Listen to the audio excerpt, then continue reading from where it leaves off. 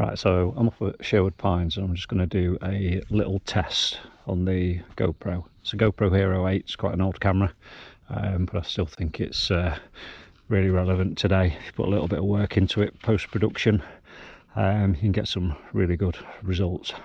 So I'm just up at the bike park. I'm going to do a lap down the tables with the GoPro set to everything flat.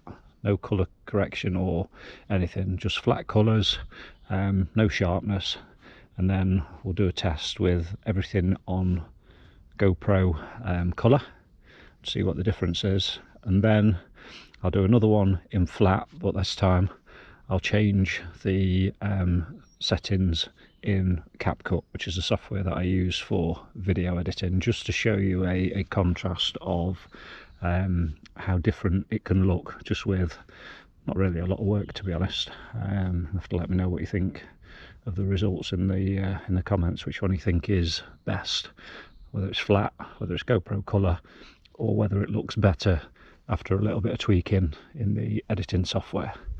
So let's go and do a couple of laps and I'll put up on the screen what the settings are.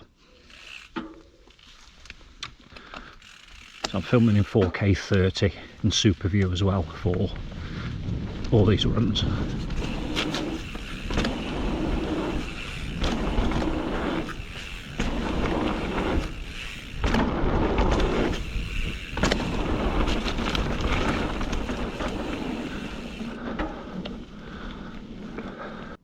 Right, so I've now put the camera into 4K 30, but this time with GoPro colour set to on, sharpness on max, same settings as before, ISO max of 400, the EV comps at negative 0.5 as it was on the previous one as well, so you should see a big difference from the previous clip in this one.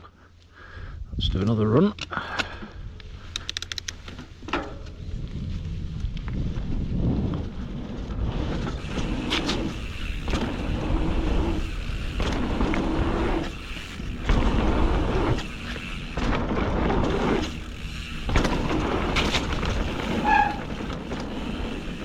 Okay, so the camera's now back on the flat settings, but what I've done is I've used the exposure lock function on the camera, which all GoPros have got, and what that should do is stop the sky blowing out, particularly when you can see a lot of blue sky or yellow through the trees. What you quite often find is because there's a big contrast in here where it's quite shaded to outside, and the GoPro can't focus on both, so you tend to lose a lot of the actual natural sky, which sometimes looks a bit weird and a bit blown out. So using the auto exposure lock, you hold your finger on the middle of the screen and that will bring up a white box with a dot in it.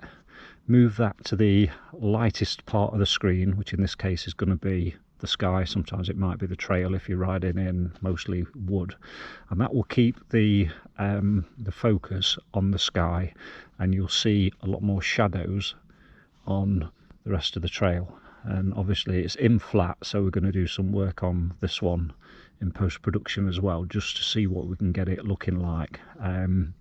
This can be a great feature for riding outside when you've got great lighting conditions.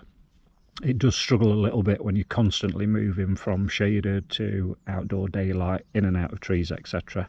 But you can get some really natural looking results as well.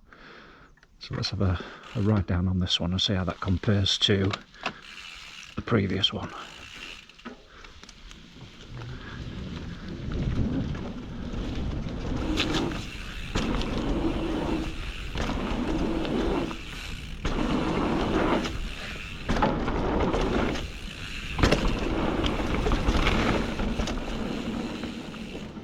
Right, so again you should see a good difference in particularly the shadows on that last clip, where they will look a lot more natural, even though the camera's still set in flat mode with everything sort of turned to minimum.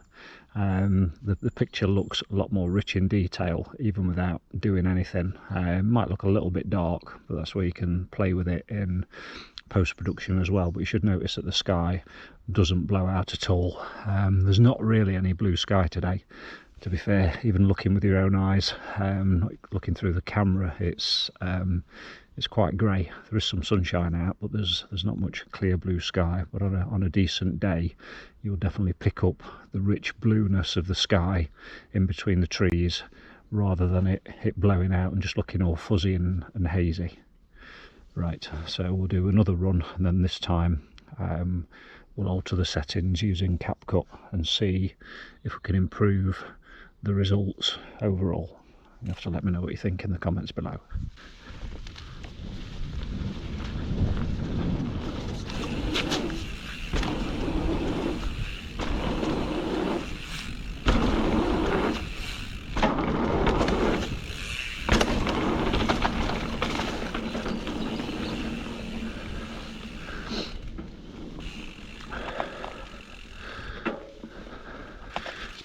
Right, so I don't claim to be any sort of camera expert.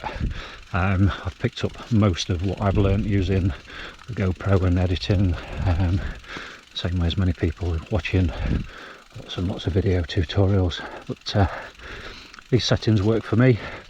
I find CAPCUT really easy to use and very user friendly, and an absolute wealth of editing options, even on the free version. Really good. So if you're not using that software and you want to try a free software, then have a look at CAPCUT. Well worth it. Let me know in the comments below what you think to the settings on the camera, and which is your favourite view or favourite setting. Cheers.